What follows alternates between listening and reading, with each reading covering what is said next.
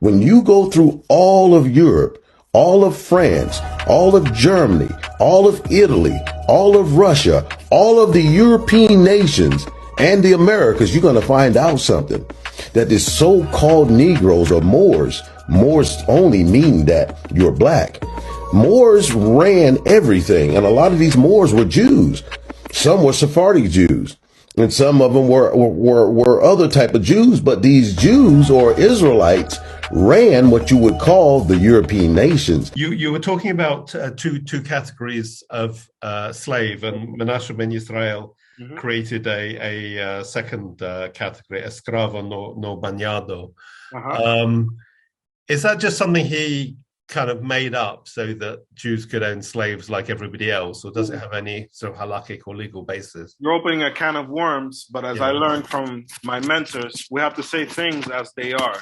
Yes. And one of the things that I argue in my dissertation is that to make it easy or simple, yes, I believe that he created this language in order to justify the use of plantation slavery, because there were different types. There were domestic servants, which are usually women, and many of those women, for example, in Suriname, they became the wives or the mothers of children of many Portuguese Jews, and that created a problem in itself. And you can read many of the Askamot, which are against doing this, and they still did it very well into the 19th century in Suriname.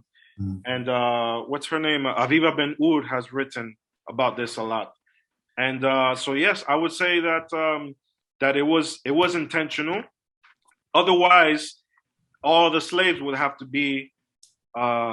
become Jewish eventually. Then you have no plantation economy.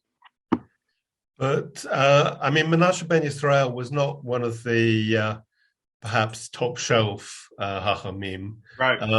Did all the others then just go along with this?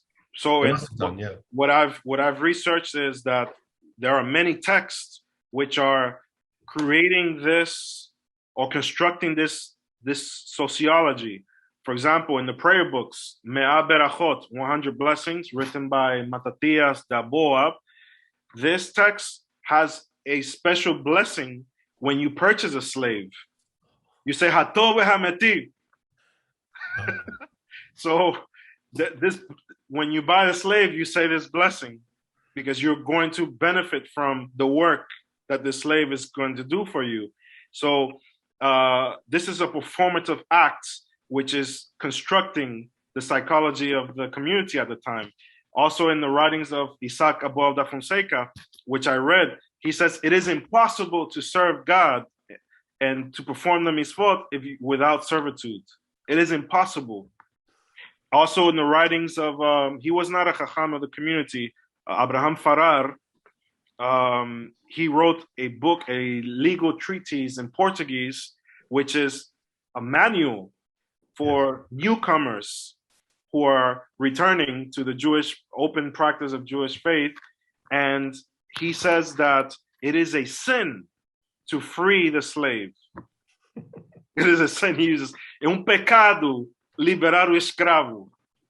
So he's using a very Christian language, which they can understand because of their background, using this psychology of it is a sin to free the slave. Of course, you're not going to find this anywhere in any halachic Hebrew text, but it is part of the performative text in Spanish and Portuguese for the community.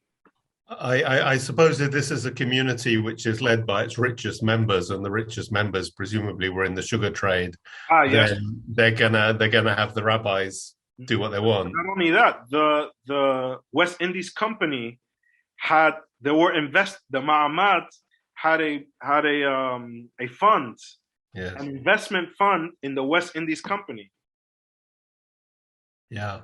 In their letters, I have those letters in Spanish called el negocio de los negros, the business of the blacks.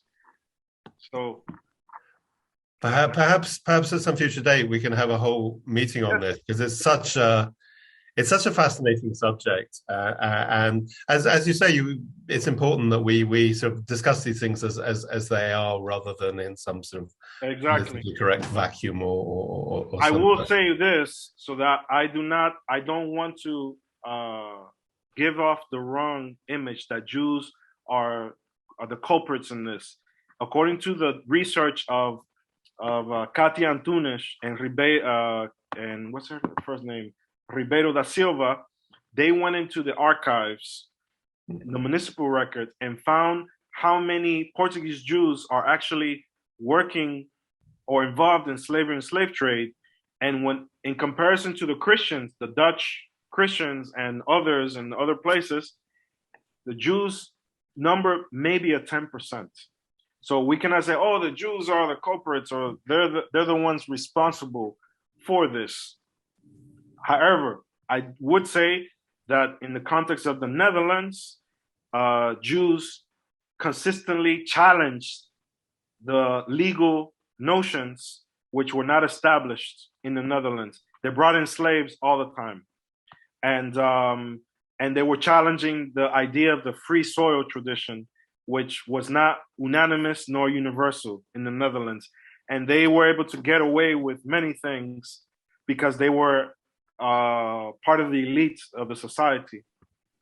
That's what I will argue. But you can read that in my book with all the details. It's such a fascinating question because, the whole time we were slaves in the land of Egypt, and then yes, I asked the same question. How is it possible if you're on the plantation, you're celebrating Pesach, and you have slaves serving you? Absolutely, absolutely, yeah.